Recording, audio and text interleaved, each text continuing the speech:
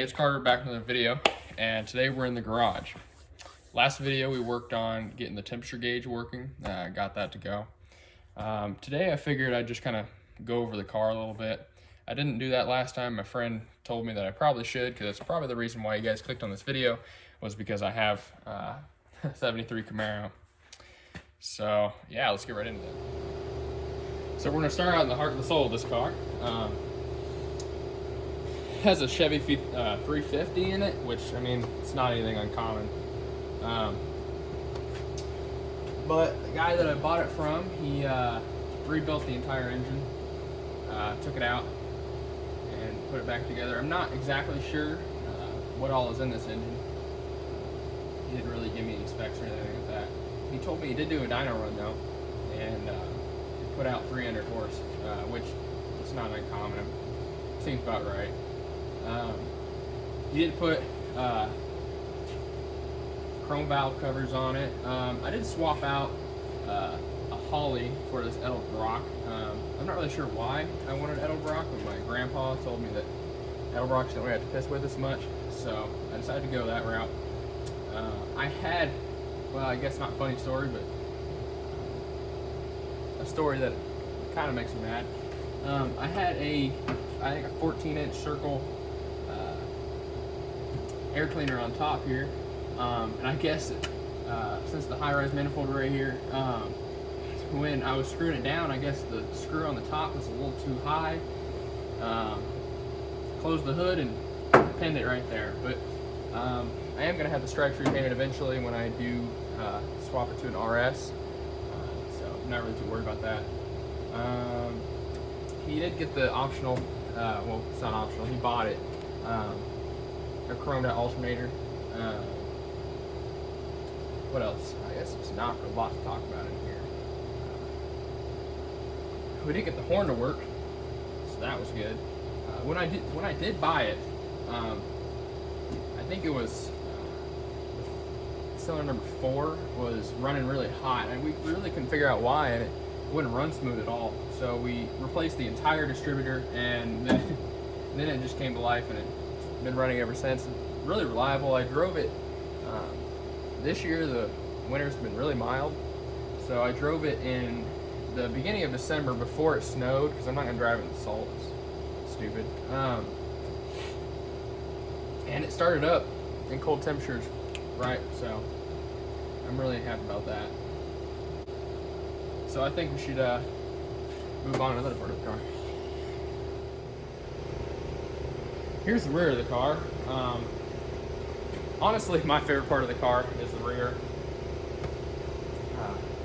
Has the high wing spoiler. The chrome bumper, you know, has some pitting, and I will replace it eventually. But honestly, I absolutely love the way this looks. Like I said last time, it is a true LT, but it's not a Z28. The guy I bought it from, I guess, wanted to put Z28 badging on it, which I'm not opposed to. I'm not like a purist or anything, but yeah, it looks pretty good. I'll go ahead and pop open the trunk for you guys.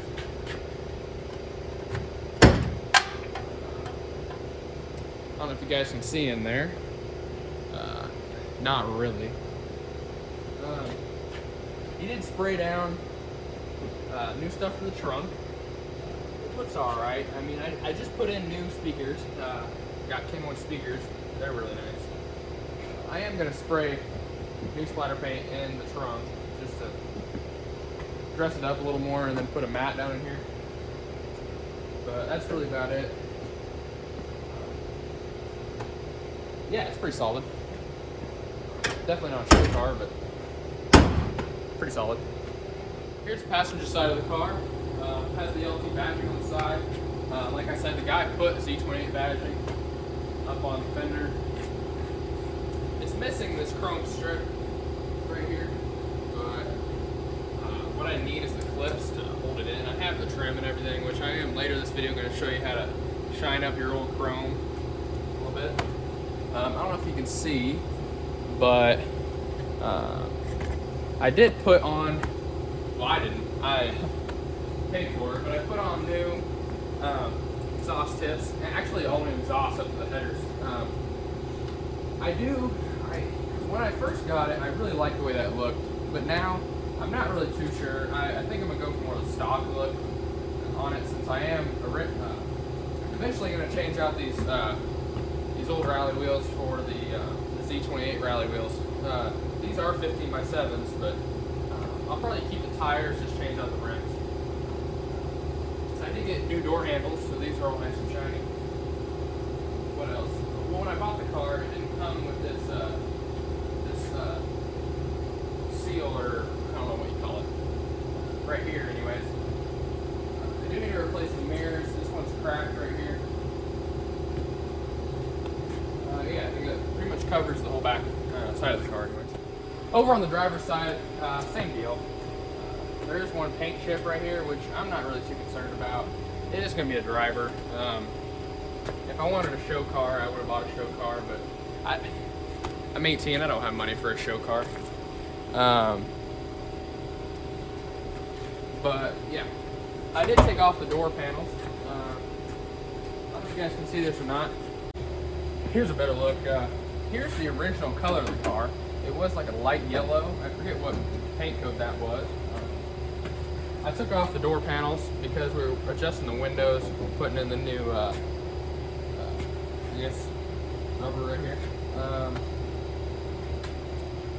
Yeah, as you can tell, I'm working on the interior of the car. Yeah, I mean, nothing fancy. But, yeah, I'll go to the front. Here's the front of my car. I did swap out, it didn't have this black grille. I got this grille from National Parts Depot. I swapped it out for, with the gray original grille. I believe this is the original bumper.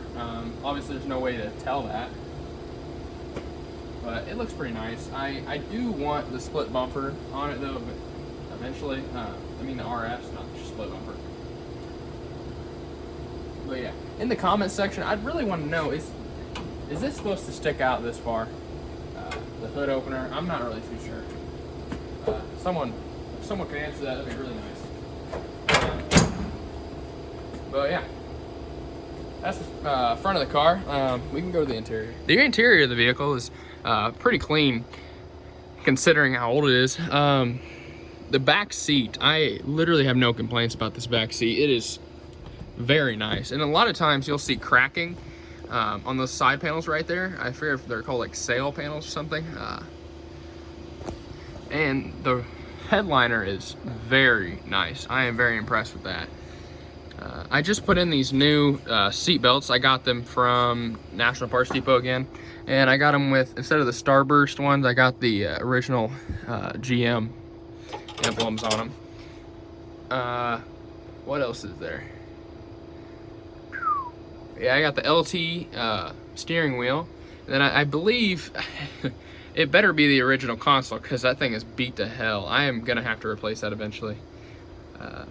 Yeah, let's go over to the stuff that I took out. Here's the seats. The last owner had to have been single, because this seat, the driver's seat, is worn all to hell and it's warped and stuff, but the passenger seat is completely fine. The only thing is it's sun-baked like hell, so when you sit on it, it just cracks. And you can tell no one sat in that thing. Here's the original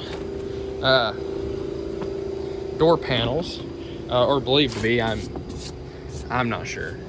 There's no documentation or anything to tell if they are, but I believe these are the original ones, the deluxe fake wood grain. I always love that. Here's a trunk splatter paint we're gonna put in there. OER product. I took out the dash and repainted it. Got the silver back on there. Yeah, that's not the original one. I had to make that. Someone cut it out to get a fit a new style radio in it. So I had to go back in and fix it up, because I didn't want to pay for this. Is like a $200-300 part, so I really did not want to buy that, nor do I have the cash to buy it. So yeah, this is my 1973 Camaro. I am going to turn it into a RS Z28 LT because they had those back in 1973 with the air conditioning. Because I believe 1973, you guys can comment and tell me if I'm wrong, but I believe 73 was the first time they had the LT package on the car. Now I'm going to try to explain to you guys how to get these old chrome pieces and try to bring them back to life a little bit. I did talk to my dad, he's an auto body guy, and he told me to use this super fine steel wool. You have to use the quad 0 ones though, or else you'll scratch the piss out of your chrome. And I talked to my grandpa, and he said to use this Mother's Power Metal aluminum. I don't really know what this is though, but hell, we're gonna use it both. So I think I'm gonna start out with a steel wool to begin with. So yeah, I guess we'll just get into it a little bit. Pretty sure you don't have to have a lot. Check out cool chunk, I guess. It's probably good. Here we go. I guess I should probably show you what it looks like before. It's not too bad. This one actually is one of the better examples, the ones I have. So it probably won't do much. The bottom side is a little worse. So, yeah. We'll just see if we can kind of try and get some of that old stuff out of there. Yeah, and it already kind of got that up.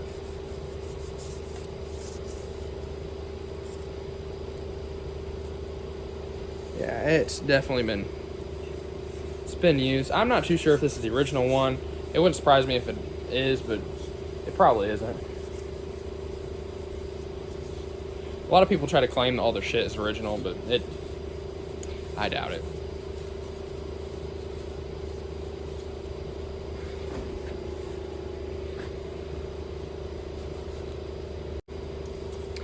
It's starting to bring her back to life a little bit. It's a little more shinier than she was.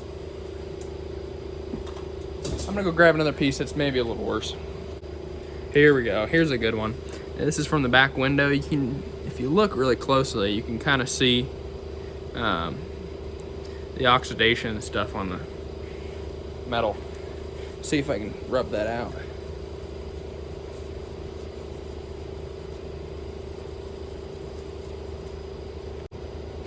It started to work a little bit. I mean, it's not overly done. I'm pretty sure this has probably been sitting there for quite some time. We'll use the polish and see if I can get the rest of it out.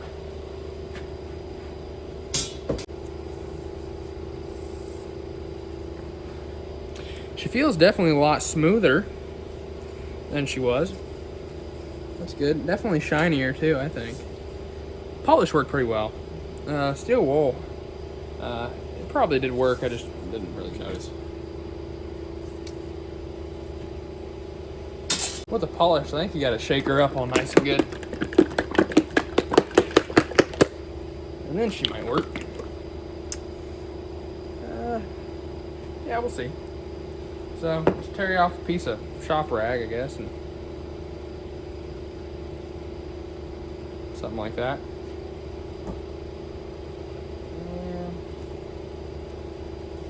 Yeah, just put her on there, see if she works. I'm gonna go ahead and do all the rest of the pieces, then I'll show you how to put them on.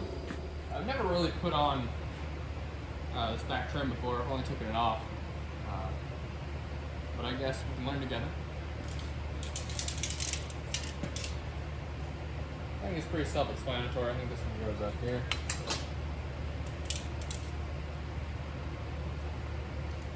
This one looks like we go right here. And then this one, I'm guessing, just goes over here.